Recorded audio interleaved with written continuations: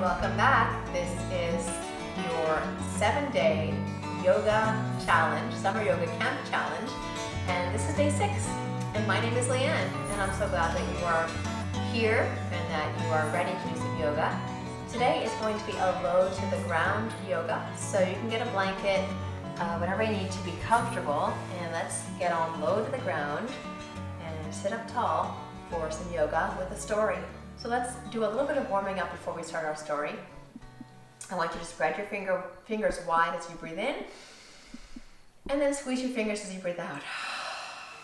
Do that again. Breathe in, open up, expand, breathe out, relax. Every time opening up and expanding a little bit more, breathe in, expand and open, sort of like a flower, and release. All right, bring your arms all the way up as you breathe in, and then twist over, and back to center, breathe in, and then twist over, and then opposite hands on opposite knees, breathe in, and then breathe out and round, stretch, and breathe in, look up, and round and stretch. One more time, deep breath in, and hold it here on the breath out, stretching and rounding your back, really working it all out. And then shake it all out. Roll your shoulders back and down. Sit up tall. Breathe in with me. I think we're ready for today's yoga story, which is about a lotus flower named Lily. So some people like to call this yoga pose lotus pose.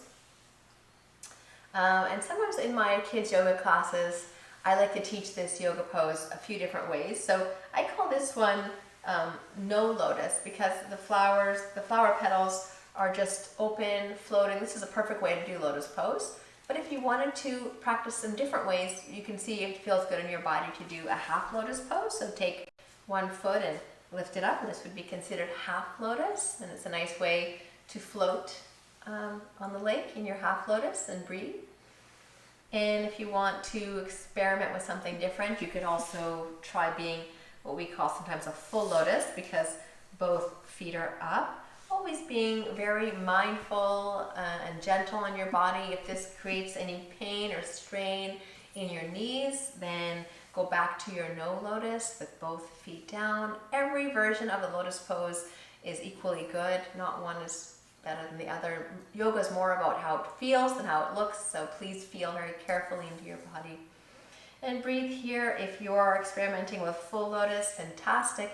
Something else that's fun to play with here in our lotus pose is maybe being a floating lotus. So you could put your hands on either side of your body and really feel strongly into the earth and breathe in. When you breathe out, you might practice lifting up your lotus and being a floating lotus. That's kind of fun too. And release. Very nice. So once upon a time, there was a lotus flower named Lily, and she just liked to sit on her lily pad all the time and just like chill. And she really liked being still. She was very calm. She was probably a yogi because she was very relaxed inside and very present. So there she was, just floating and doing her thing. So feel yourself maybe just floating on your lily pad, really chill, breathing. Your hands can be in a little mudra here, just exaggerating the pose, feeling into it. Water is so very liquid, so feel yourself being liquid. And there's lots of seaweed around her, so your arms can become seaweed, just going from side to side, just brushing through the water. You can really add your own movements to this seaweed yoga pose and just breathe. And one day, well, actually a few days, it was happening quite a lot to her. There were many other creatures in the pond, and they really wanted her to come and hang out with them. So they would come splashing up out of the water and invite her to play. So let's come into our froggy pose, releasing out of your lotus pose. And let's open up our legs, come into a low squat, put your hands in front, and imagine ourselves now hopping like a little frog. So frogs were hopping around just like that. and inviting her to come and play. And she was like, she really wasn't into it. She's like, I just like to sit on my lily pad and just chill and not hop around. And the frog just got the message and said, okay, and went back to the bottom of the pond. Like Lily was like trying to explain, but nobody was hanging on long enough to listen. But she's like, you know, being in the lotus pose is actually very interesting. I can do it many different ways. We can even do lotus pose lying on our backs. Let's try it. So come onto your back. Even though it's a low to the ground pose, it's still very fun, but not everybody understood that. You know, frogs like to hop and fish like to swim, but lotus flowers just like to be lotus flowers. So from here, you can practice your crisscross. First try crisscross yoga sauce, and you can hold on to your feet like this. And you can even practice lotus pose by twisting your legs into a pretzel. If it feels good, you can try it here. And you can just be a lotus on your back. And if you feel like being a bit higher, you can lift up your hips. And you can be a lotus flower this way. If it feels good. And you can always come out of that yoga pose anytime if it feels uncomfortable. And remember that this is perfectly good too. Crisscross yoga sauce. You can practice and play in those poses. Lift your legs up into the sky and roll your ankles either way. Point and flex your feet. Bring your knees and your nose close together. Give yourself a hug and rock and roll all the way back up. Come back into your whatever pose you feel comfortable in, whether it's lotus pose or half lotus, no lotus. Maybe back into that mudra. Maybe take a deep breath in.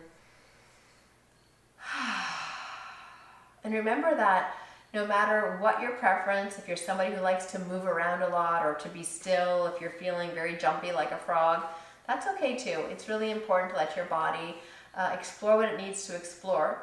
But it's also very important to learn how to be still, and lotus pose, half lotus, full lotus, no lotus, and yoga all help us to improve in that skill, which sometimes can be very hard.